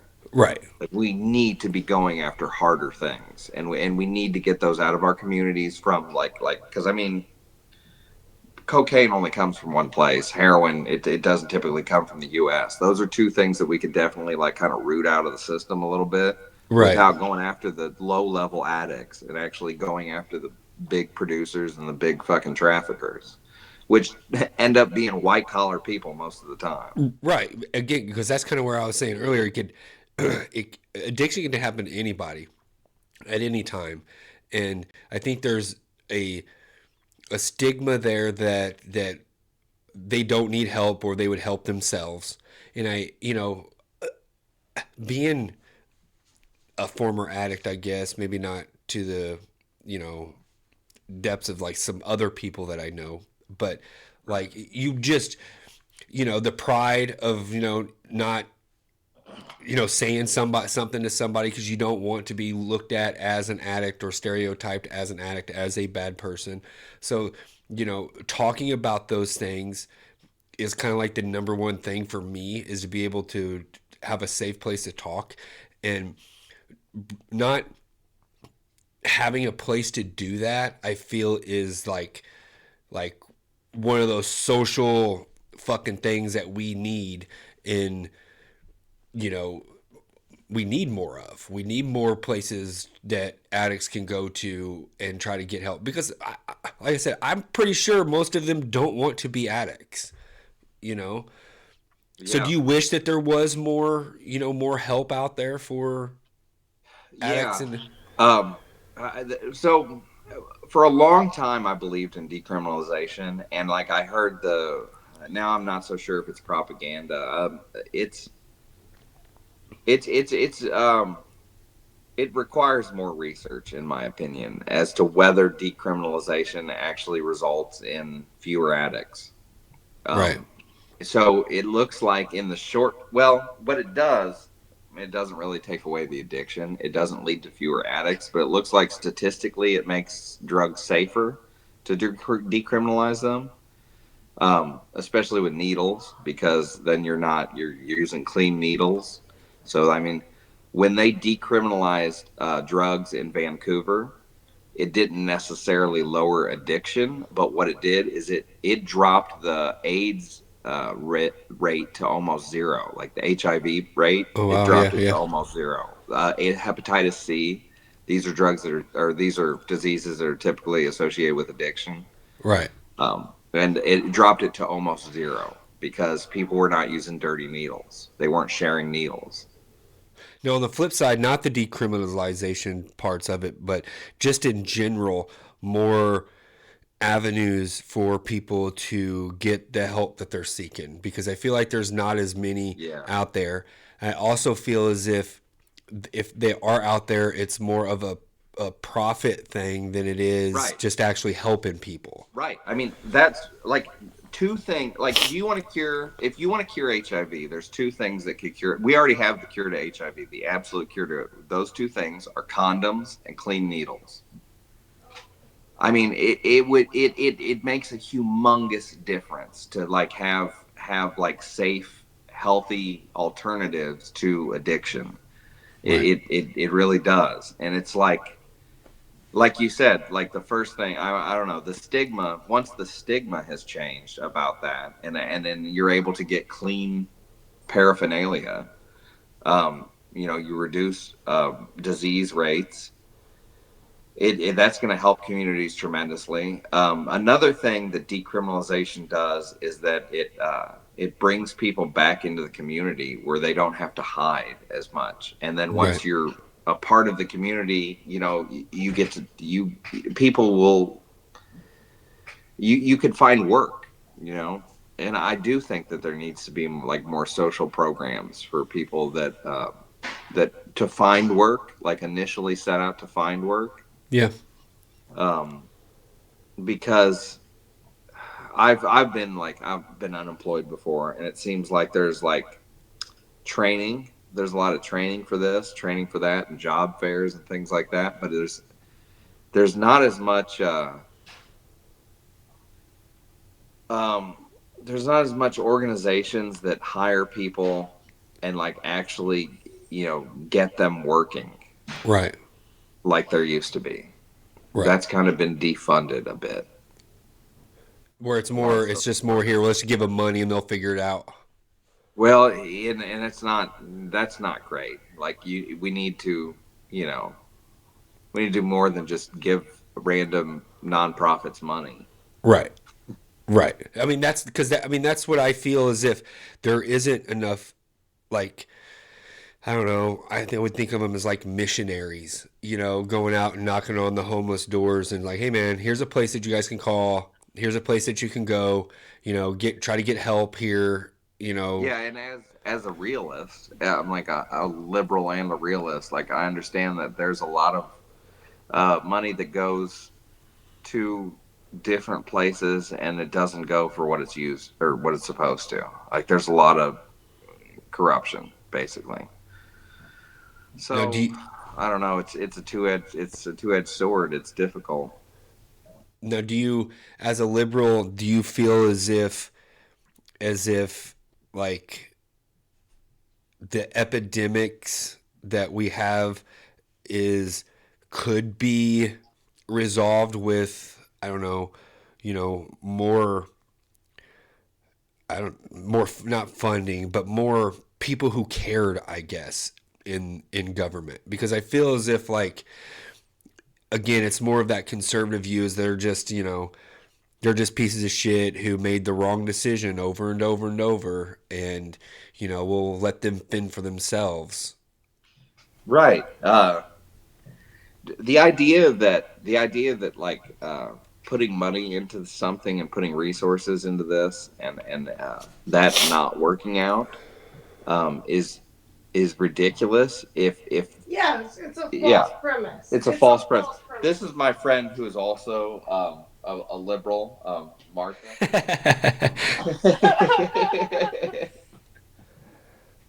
Hi. Hi. But yeah, like she's saying, it's a false premise. It's a false premise. What are we even doing, buddy? Isn't it about bedtime? Like, what are we? Have a seat. You can join the conversation. Okay. But like it's so there is a lot of waste. There is a lot of waste, but There's so much waste. that if we cut off the funding for these things, I spend my life going to the Goodwill bins. You cannot believe how much waste there is in human existence. We There need to is. fucking stop it. I mean, we have so many resources, and all these resources are given away to almost everything. And it's just petroleum garbage. It's Yeah. just like Dollar Tree nonsense, and I hate it. Can And- we stop that? Like for instance, we have Donald Trump, who recently just went on a campaign for years about the spending, about how much things were, about how we needed to reduce spending, about all the Republicans. Ooh, the whole Republican Party wanted to reduce spending. Okay, that was great. That was fun. We reduced spending, and then we went to war with Iran. Right. So, I mean, I'm pretty sure that social programs don't cost as much as Tomahawk missiles. No. And that's where like the allocation of like where that money can go to places like Baltimore, Chicago, East St. Louis. Anything. Oh, You know? so we decided that we couldn't fund our allies anymore. We decided we couldn't help other countries have welfare. We wanted them off that welfare. And then we built a shitload of missiles and then just demolished some cities. How does that help humanity? Like, I'm so confused. We should- Confused about how everything was America first, how we were supposed to keep this, we were supposed to, like, improve our economy, how we were supposed to, okay, fuck the world. Let's not improve the world. Fuck the world. Let the world go get a job. Let the world get a job. Great.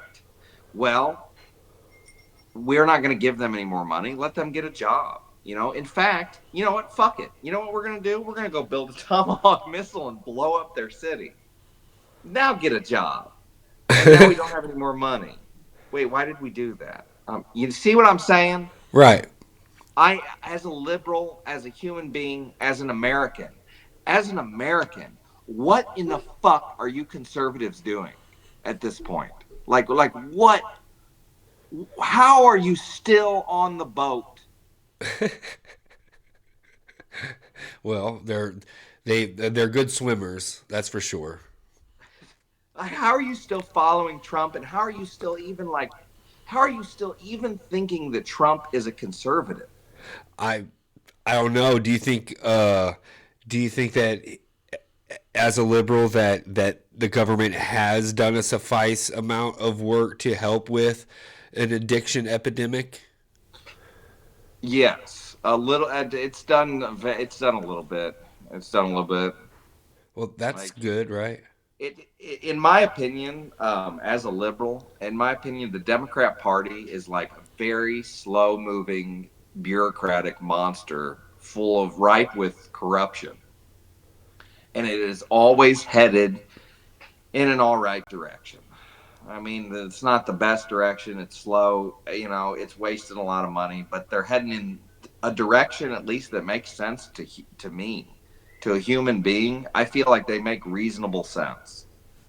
And then whenever a conservative gets into office, it's like, what the fuck is going on? Like, I'm sure we're like, I guess oil companies, we're doing it for oil companies, or is it weapons and defense contractors? Okay, I'm pretty sure now that that's all the Republican Party is.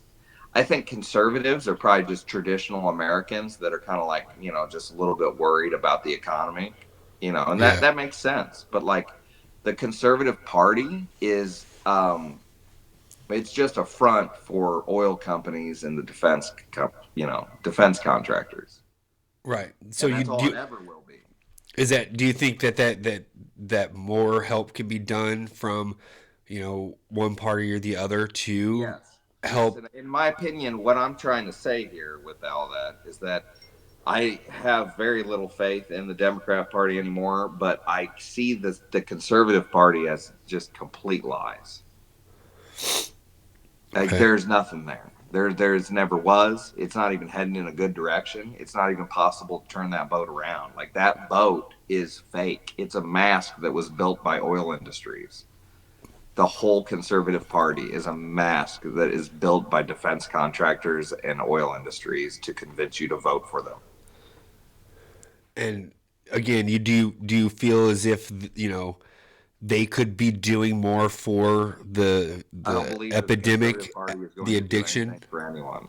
I believe it's a lie, and that the only thing that the Conservative Party is ever going to do anything for is oil companies. I do believe that the Democrat Party could do more for addiction. I think that they could probably honestly go after waste a little bit better while they're doing that, so that they could police themselves, kind of, so that we don't get to the point where people are like freaked out by how much spending is going on, and it Right. kind of ruins things for all these welfare programs, because I mean, I understand people's viewpoints. I mean, we are spending too much money, and it is worrisome whenever there's people out there working that are being taxed so much. And then, but it seems like they've been convinced that it's the poor people that are getting all their money. Oh, I'm the poor Yeah. person who has the I disabled wish we got daughter. more money. Yeah, my friend has a disabled daughter, so she And she I gets a lot of welfare, and she's one of the poor people oh, that and like let me is tell too you. lazy to have a job. Yeah, yeah, fuck off. Like honestly, like are you So I guess like my final question would be, if you could do something as a liberal to help with the addiction epidemic that's around here, what would be something that you would like to see happen to help get these people off the street?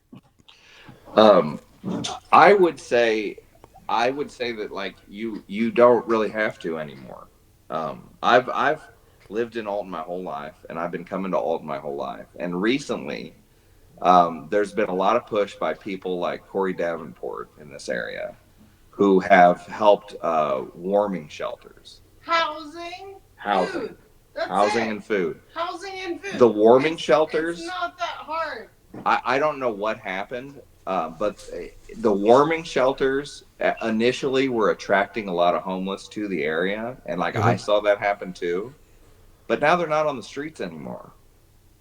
Like there's no homeless as there's not as much. There's a couple, but it's like when I was growing up in Alton. I mean, it was there was communities, there was homeless people everywhere all the time, Right. and people addicted, heavily addicted people walking around all the time. I honestly, lately, do not see as much of that, and I've also noticed that they've like the warming centers, and there's been different programs for homeless people that Alton has enacted, and they've actually started like doing something about the problem.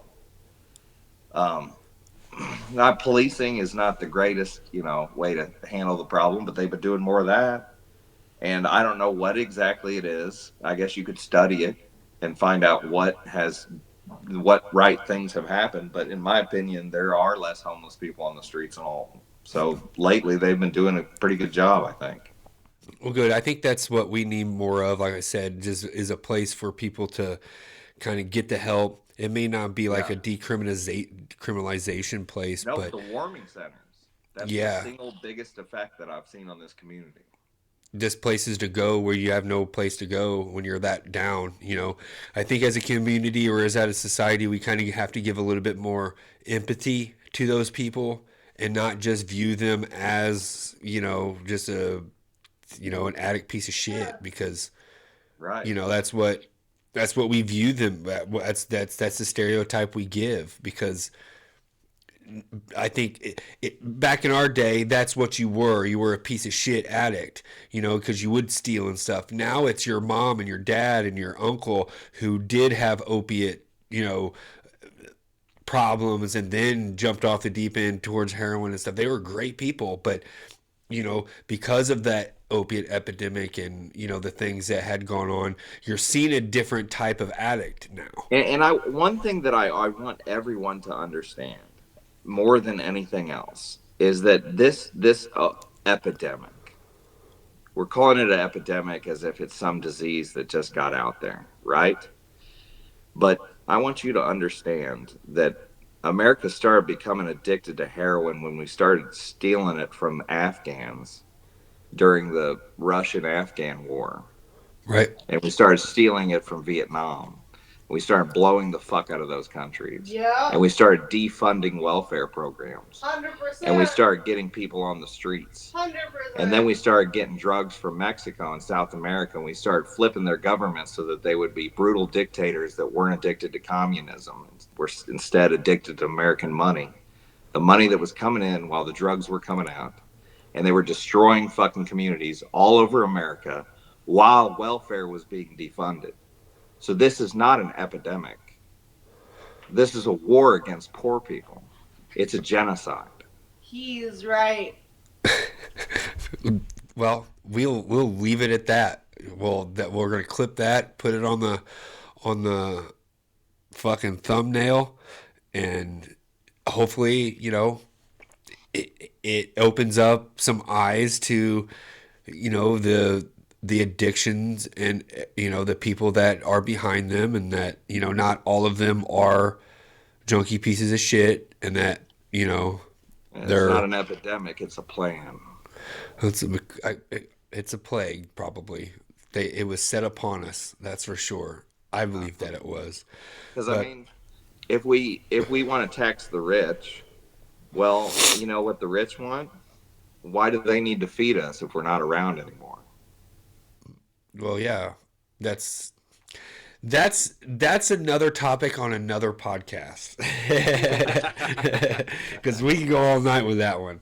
Good old conspiracies, and now us conspiracy theories don't look so fucking crazy now anymore, do we? So yeah, that was awesome, Chris. I appreciate it, man.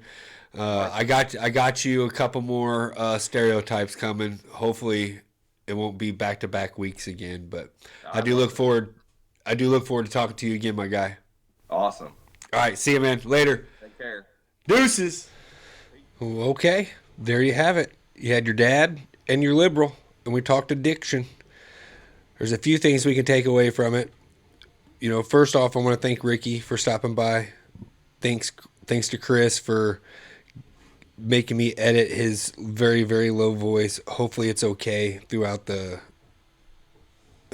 interview. I did my best. I tried to raise his voice as much as I could without making me sound like really loud. So, hey, what did I say before? We learn as we go. So, again, thanks to Chris. Thanks to Ricky, my dad, my liberal. I hope you guys had gotten some information from this. At least, seen totally different sides of the coin as far as like who to talk to about addiction. Ricky being a dad and having, a bit of an alcohol problem, it has affected some of his, fatherly duties, but he's still there.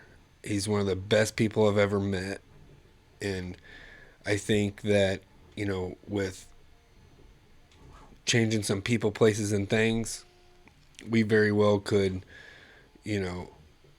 help Ricky as much as we possibly can. He's one of my best friends, if not my best friend. And, having a discussion with him was hard. I do wish that I would have asked him a little bit more pressing questions, but, kind of on a time limit, plus just, I didn't want to make it overwhelming. I wanted to kind of keep it through the eyes of the dad and not necessarily, grill Ricky. I mean, there's no need to. He's very responsible. He's a great friend, a great husband, and as much as he wants to deny it, he's a very, very good dad. He coaches his son's baseball team. He was on episode 1 or episode 3 talking about being a coach about death. And so, it's guys like him that, I need around. It's guys like me that he needs around. And I think that's one thing that gets lost in the whole addiction thing is that, the people, that's why it's people, places, and things. People, places, and things. I've seen a lot of enabling, not only through, government, but also firsthand through family members, not wanting to not wanting to believe, or just kind of keeping them happy because they don't want them to see them in a worse place by detoxing. I'm not really sure. I'm a very unenabler, to be honest with you. But that blind loyalty that I talked about earlier in the podcast, it's not about just loving somebody until ride or die. I mean, again, you're number one. If an addict is in a position to where they continue to hurt you, you have every right to chuck the deuces. You know what I mean? But as long as you were there, they us good people will always be there. We'll always be there for them. It's just not right now. We've said our eulogy. Now it's off. I'll be back if you come back. And it's the people, and then the places. We just gotta have more help for these people. If your friend's got a problem and he wants to go get a bag or something or whatever, say no. Just try to be a good friend and say, hey, let's just not do this today. Preventing them from going places, bars and parties and places that are going to be triggers. And then things are pretty much everything. If you're an alcoholic, every corner is a trigger, because every corner has a corner store with beer advertisements all over. It's very hard to be social as an alcoholic. Other drugs, it's very, to me, it seems like it's very lonely. Just a couple of people in a house, and it's never really been appealing at all. I'm much of a social drinker, really, and I think a lot of people are. And, getting people out of those places and preventing those things from happening is what, we as a society has to do, as a government, in my opinion. My conservative side does tell me that, it's harder to do, but my liberal side does tell me that we're spending all this money elsewhere when we can help homeless and addicts.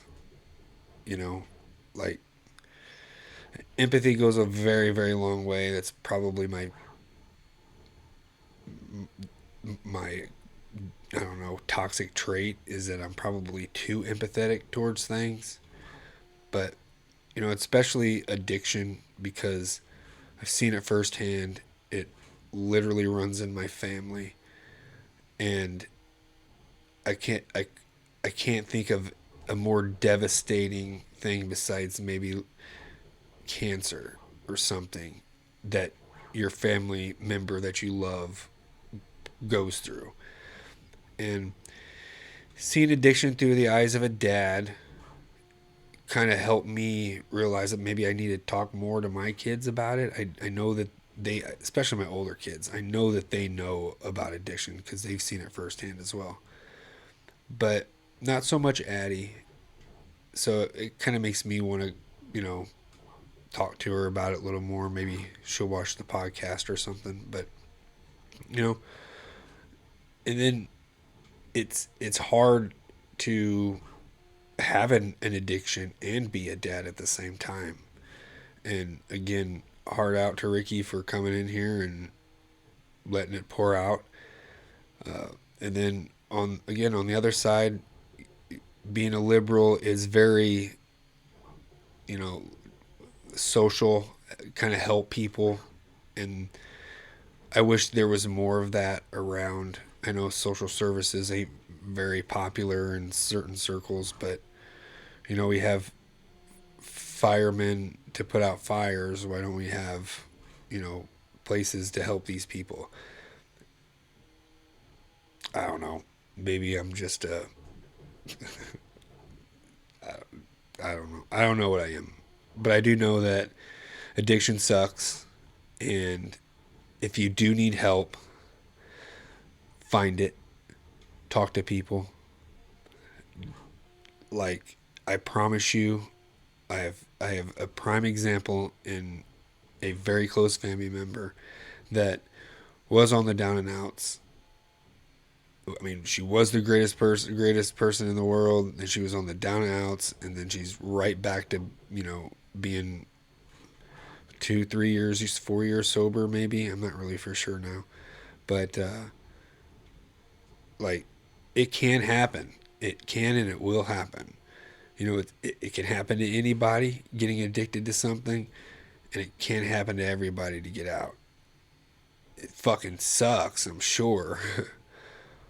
Detoxing off of anything's hard. But you come first, fix yourself, get the people back around you. And if you ever need to talk, you can find me on my socials. Like, I'm 1,000% always here to talk if you ever need some help. I've got a lot of people that know where to go, especially here in the East Alton, Wood River, Roxana area. We have a great couple of places around here that can help you with your addiction. And shit, I'll lock you in my fucking bedroom and let you sweat it out like Basketball Diaries. For real. So, much love to everybody. It's a touchy subject, and we got to see it through two totally different, three, if you're counting me, lenses. And I really hope that you learned something. Like I said, we're learning together. So I know that I've got some things I have to work on after these conversations, and I hope it resonates to you or for you. Last but not least, again, I want to thank everybody who pays attention to this podcast and understand what it's about. You might hate liberals, but you might like what Chris said. Probably not, because Chris is just Chris. But, anybody struggling with, being a dad saw what it is like firsthand through Ricky. And again, I want to thank those guys for being themselves and putting themselves out there. Secondly, I want to thank all my sponsors, all the guys that are around me here. Go check them out. Put their numbers down. The economy is not the greatest right now, especially for gas and shit. So, like, every one of these people, you want to have fun, come play hockey. You need your bathroom remodeled, call Wiley. You want to look pretty, call Kayla. Prom's coming around. See her. Entertainment, K9 Unit Productions, and anything that has to do with cornhole, man, go see Smooth. Aaron will wipe your butt with that fucking pressure washer. So, for real, call him. Especially now that it's getting nice outside. Call him. And then last, Josh. He will fix anything and everything. He's not the last, but Josh will fix everything. Call Ryan. Ryan can transport anything, anywhere. For real. Call him. And then hockey. Roller hockey. You guys want to have some fun? Come play roller hockey. GatewayRollerHockey.com. Great league. Like, it's set up like a full fantasy league. And then, last but not least, Dubby. Drink it. It's fantastic. Use the code SUPERQUIG. 30 servings for less than $1. Whatever. Fantastic. I got the fruit punch. Anyway, I hate to keep rambling. But lastly, I do want to thank all you guys again for everything. Paying attention. It helps. I'm not looking to get super famous off of this shit. I'm like, I don't even care. I like talking, as you can tell. I like talking to my friends, and it's fun to think on my feet and talk shit that I've never really talked about, openly or anything, random conversations, and having them with my friends is the best part. And again, having people come up and say, hey, great podcast, it was a good one last week, or what have you, or hey, when's the next one coming out? Like the first couple of weeks I was able to, it was like butter. It was so smooth. And the last couple of weeks it just seems like everything changes, audio, time, and so sitting down here and editing out everything is the hardest part. But I love doing it. I love doing it because you guys do like it. I appreciate it very much. Make sure you like and subscribe and follow and share and high five me, and I don't know, tell your friends. Tell your friends. I don't know. It's fun. Like, it's good conversation. It's normal people. I don't know what the fuck I'm doing. Neither do they. And, as we get on, like I said, we'll learn together. So, until next week, we do got to spin. So, let's get that pulled up right here. Okay, I'm back. Sorry. I had to get the wheel set up and it wasn't ready. So, had to clip it. Now we're ready to go to see who we're talking about or talking to next week. We got a bunch of different stereotypes here on the wheel, bottom right hand of your screen. I'm going to roll it twice and see who we're talking to. So the first person we're going to talk to next week about some random ass bullshit is going to be, what is it? I can't see. A felon. That's going to be a good one. I got the perfect guy. All right, so we're going to close it, keep him on there a couple times. And we got a felon. Dude, let's go. That's going to be a good talk already. Come on. Who are you talking to? Who are you talking to? Old? What does that say? A stoic. A felon and a stoic. Kind of the complete opposite, really. Stoicism is the right mindset. That's for sure in life. That's one of the things I want to learn more about. So I am going to get my felon and my stoic on, and I had made a decision earlier on before I had done this podcast that just in case I can't find somebody like a stoic person, or really even a felon, I have a couple of them, but just in case they can't make it, I wanted to roll a third one so that this would be my reserved stereotype. So, just in case within the next week or so I can't get a hold of somebody, I'll have somebody else in the bank so that I don't have to scramble and tell you guys next week. So just in case, what do we got? Our addict. Okay. So we have a felon and a stoic-minded person. Stoicism. I'm pretty sure that's how it's said. Was it? I think it's one of the... There's an author. Forgot his name. Anyway, stoicism.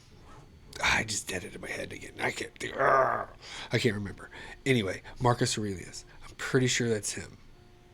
Yes, Marcus Aurelius. Now, see guys, this is how my brain works. Now I can't, make sure. Yes, Marcus Aurelius, Stoics. Okay, Stoicism. Sorry. I had to make sure because I didn't want to leave you guys like, hey, you stupid ass dumbass, don't even know what I'm talking about. I do think sometimes. Anyway, Felon and Stoicism next week. We don't know the topic. I don't know. But I do know one thing. We're going to talk about some... Oh, bullshit! Right? That's what I'm talking about. Love you.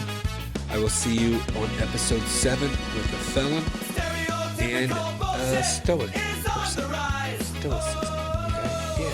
Yeah. Until next week, friends. Deuces!